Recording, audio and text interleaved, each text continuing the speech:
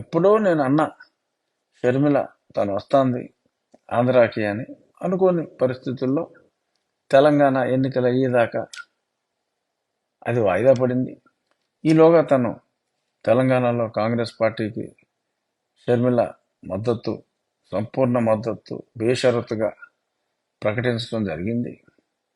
మరిప్పుడు తాజా పరిణామాల ప్రకారం రేపు రాబోయే జనవరి తొలి 10 రోజుల్లో ఏ రోజన్నదో ఇదమిద్దంగా చెప్పలేకపోయినప్పటికీ బిట్వీన్ 5th and 10th మరి షర్మిల గారికి ఆంధ్రప్రదేశ్ కాంగ్రెస్ కమిటీ మహిళా అధ్యక్షురాలుగా అవకాశం దక్కబోతోంది అన్నట్టుగా తెలుస్తోంది.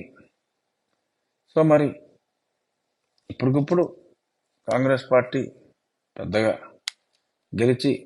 గెలిచే అవకాశం ఏమాత్రం లేకపోయినప్పటికీ బాగా పుంజుకునే అవకాశం ఎక్కువగా ఉంది. ఎందుకంటే మరి వారి నినాదం ఏ రకంగా ఉంటుందో మనం ఈజీగా ఊహించగలం. రాదని తెలిసినప్పటికీ కూడా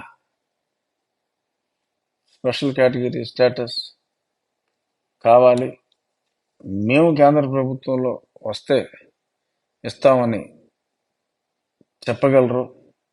సో కాబట్టి స్పెషల్ స్టేటస్ని ఎత్తుకుంటారు. కేంద్రంలో చాలా వ్యత్యాసం ఉన్నప్పటికీ భారతీయ జనతా పార్టీకి కాంగ్రెస్ పార్టీకి, కానీ నేషనల్ పార్టీగా మెయిన్ పార్టీలు రెండే కాబట్టి Bharatiya Janata Party, Congress party. So వాళ్ళకి మేము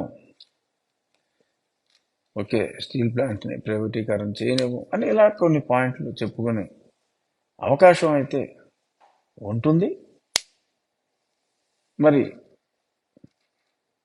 ఆ రకంగా వాళ్ళు ప్రచారం చేసుకుంటే, అలాగే యువజన శ్రామిక రైతు కాంగ్రెస్ పార్టీకి మేజర్ ఓట్ బ్యాంకు అయిన ఒక వర్గాన్ని మరి షర్మిల, ఆమె భర్త అనిల్ తీవ్రంగా ప్రభావితం చేసే అవకాశం కూడా ఉంది.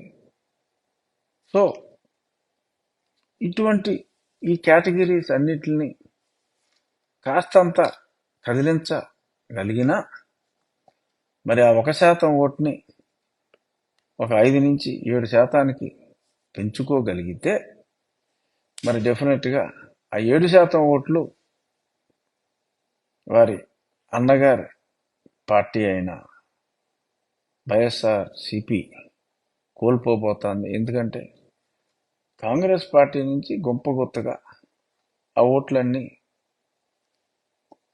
వైఎస్ఆర్ కాంగ్రెస్ పార్టీకి మళ్ళిని, అదే ఓట్లో ఆ మళ్ళిన ఓట్లలో అంటే ఒక 40% రెగ్యులర్ కాంగ్రెస్ ఓటింగ్ అది మళ్ళింది, కొంత న్యూట్రల్ ఓటింగ్ వీరిని నమ్మి వచ్చింది 50%. ఆ న్యూట్రల్ ఓటింగ్ ఎడితిరిగి తెలుగుదేశం కూటమికి కంఫర్టబుల్గా మారిపోతుంది.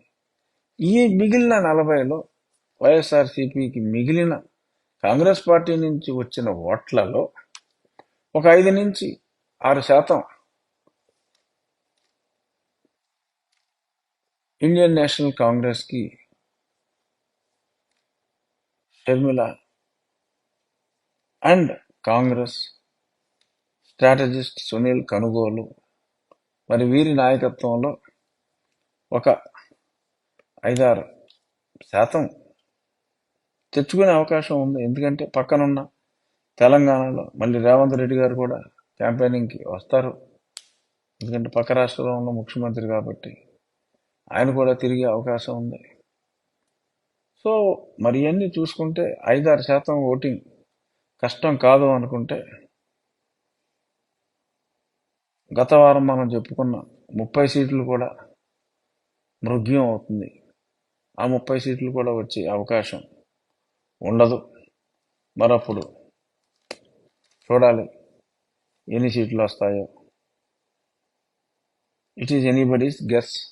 చూద్దాం మరి షర్మిల రాజకీయ రంగప్రవేశం. మరి జగనన్న వదిలిన బాణం, మనం జగనన్న వదిలేసిన బాణంగా మారి తిరిగి జగనన్న వైపే దూసుకొస్తుందా అనే చర్చ ఇవాళ ఆంధ్రప్రదేశ్లో గట్టిగా నడుస్తుంది. అలాగే అన్నగారి పుట్టినరోజు నాడు అన్నగారికి శుభాకాంక్షలు తెలపకపోవటం, క్రిస్మస్ పండుగ సందర్భంగా మరి లోకేష్ గారికి క్రిస్మస్ కానుక అందించటం, మరి దానికి లోకేష్ గారు కూడా చక్కటి ప్రతిస్పందనతో కృతజ్ఞతలు తెలియజేస్తూ విషెస్ తెలియజేయటం.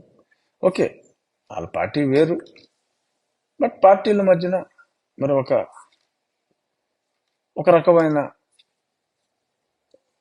స్నేహపూర్వక వాతావరణం. ఎందుకంటే పొలిటికల్గా they are only opponents, they are not enemies. Jaganmohan Reddy గారు పార్టీలో ఉన్న వాళ్ళని కూడా ఎనిమీగా చూస్తాడు, కనీసం అపోనెంట్గా కూడా కాదు చూసేది. ఇది ఒక మంచి సాంప్రదాయం.